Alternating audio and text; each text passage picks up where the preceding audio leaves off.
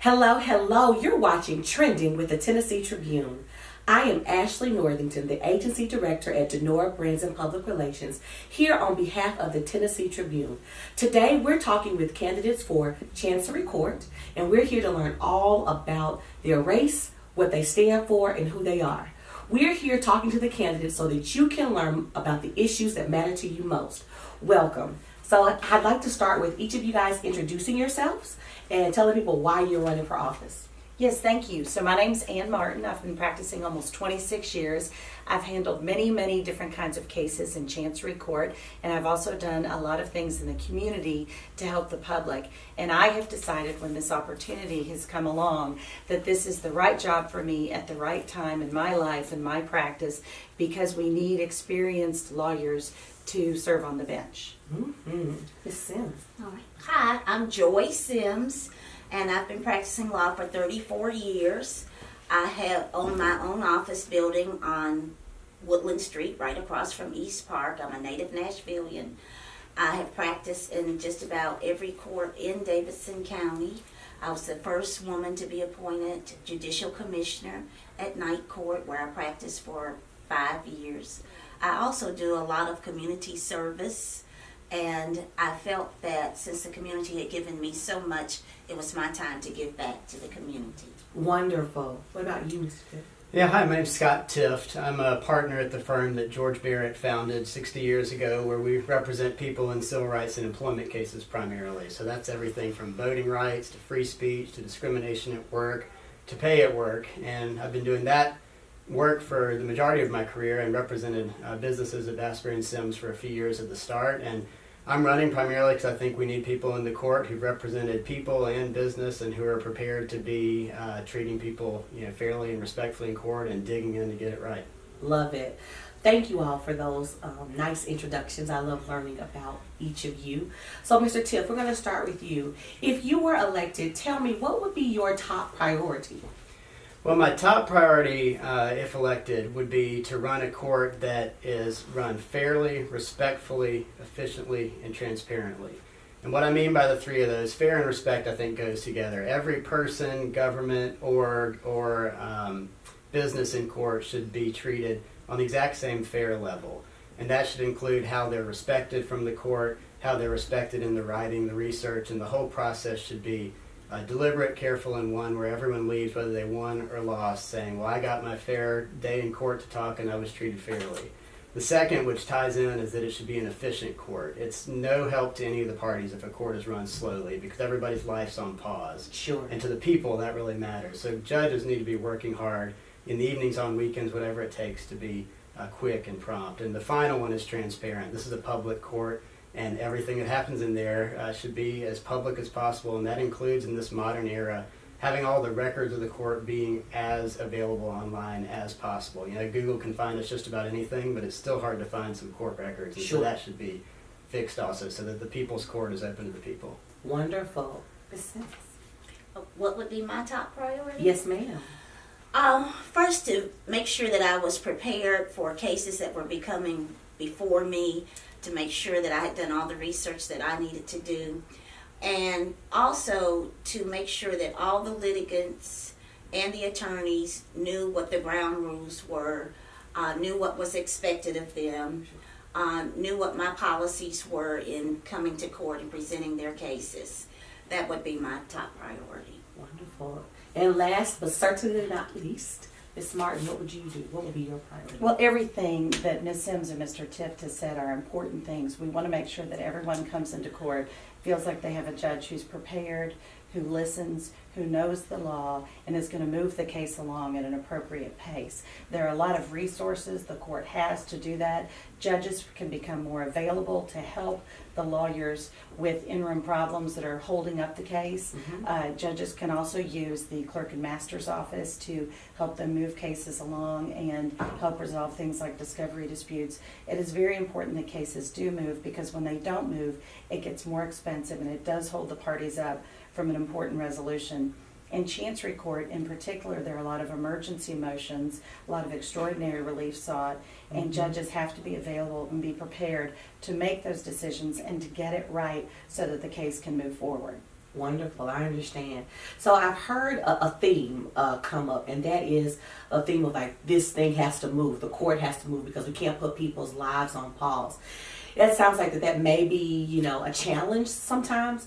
So I want to talk about the challenges in Chancery Court. Can each of you speak to what you feel the biggest challenge is that you know, court is facing and how you plan to address that issue? I'd like to start with you. Yes, so Chancery Court hears a lot of different kinds of cases. In some cases, like when the mayor's election is going to be, which is a new lawsuit that was filed there yesterday, Yes. that's going to need some quick resolution and some quick attention, and it's a complex legal issue. Right. There are also cases that are regular cases, I would call, that are going through the process, and cases can get hung up because there's very expensive and very technical and very difficult issues about what kinds of information the parties are obligated to exchange and that kind of thing, and that can sometimes gum up the works, if you will. So the challenge for chancellors in particular is to be available and able to handle these extraordinary relief cases that get filed that are major issues of public concern, or they might involve private litigants, but they are very significant issues that have to be resolved right away,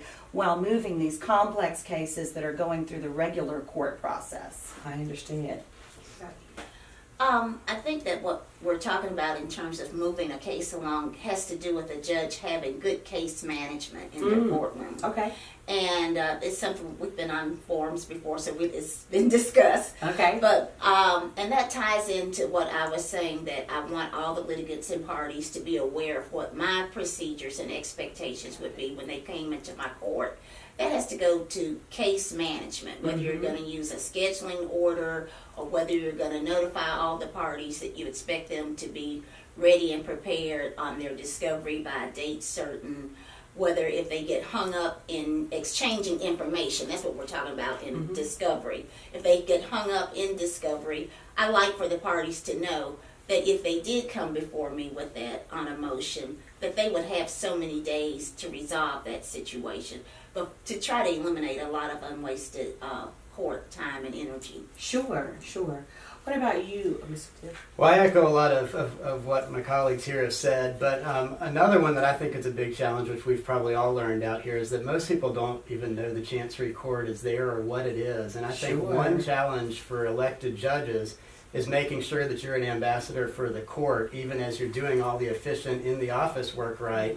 You know, it shouldn't be that so few people who are electing the judges actually know what these judges do. And so I'm committed to, even as I'm working hard in the office, also continuing to stop by neighborhood associations and present to them what the Chancery Court does, to go into Kiwanis clubs and exchanges and fraternity meetings and things like that, to make sure that we've got both someone who's working hard in the office, but also someone who's helping try to make sure that some portion of additional people realize what the court's doing up there, so that hopefully, you know, next time elections are coming around, people are a little more aware of what the Chancery Court's doing. Sure, that makes sense. I understand that. So, Ms. Martin, talk to me a little bit about what you feel has prepared you for this judgeship. So I've handled over 134 cases in Davidson County Chancery, including the 7-year Fisk litigation where I was the lead litigator representing Fisk in their attempt to sell an interest in their art collection. The Georgia O'Keeffe? Yes, the Georgia O'Keeffe Okay. case. That case went on for 7 years. I went to 4 states to take depositions. We had 2 sets of experts. It was very complex.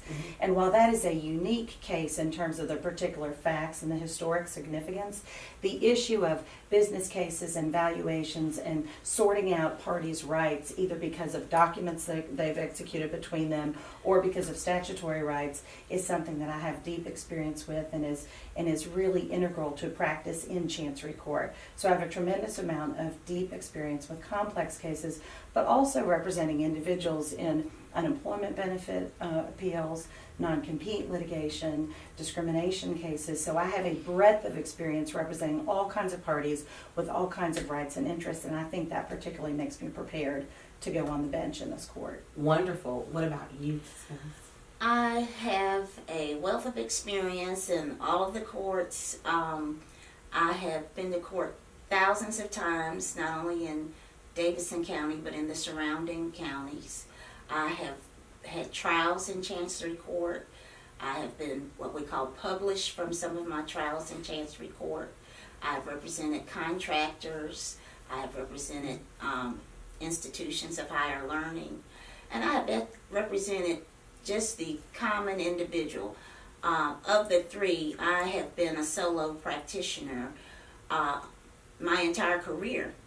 And so I have had to take cases as people off the street walked in and sought my expertise. Sure. So I could not limit myself to certain areas of practice, but over the years I have developed, just due to repetition and going to court and being familiar with the court processes, a reputation for being able to get things done in court and to represent even the individuals as opposed to large corporations. Sure, got it. Mr. Tift?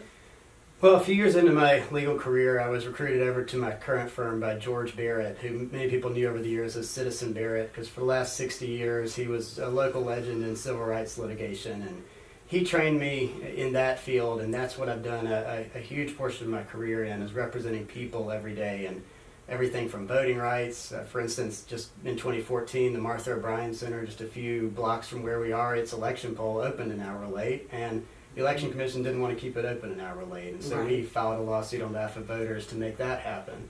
So voting rights and free speech cases where people have been shut down from airing their concerns about public issues, going on to discrimination at work and not getting paid for the work you do at work. So doing that kind of work, representing actual people every day, often engaging with government on the other side, is a really unique skill set that I've had at my years at Citizen Barrett's firm. And I think that brings to the court a unique perspective to make sure that somebody who maybe doesn't have any resources at all is going to be treated just as fairly as somebody who may be able to hire 20 lawyers. Sure, I get it. So here's the last question, okay?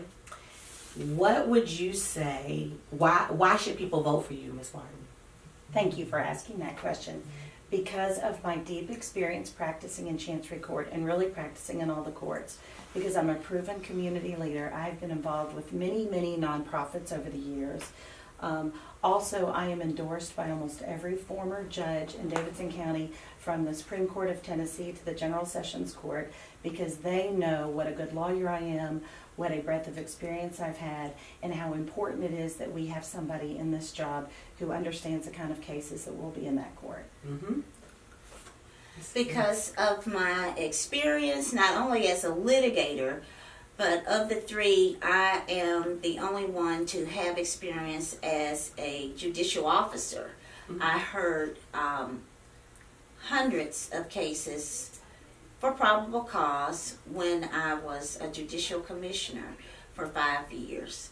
And in addition to that, while serving as judicial commissioner, I continued to try cases in circuit court, in chancery, in federal court, in probate court, that had complicated issues that involved everything from individuals to companies. So I believe that I bring the most experience to the table for this position on either side, both as a litigator and from hearing cases. Wonderful.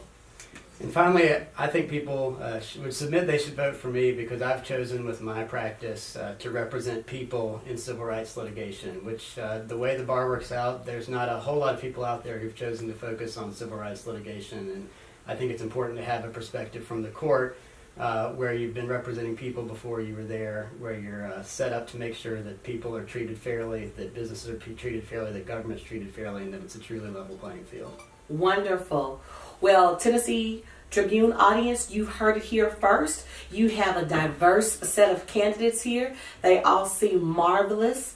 And we can't wait to hear what you guys are going to decide in terms of the vote. Thank you for watching Trending with Tennessee Tribune.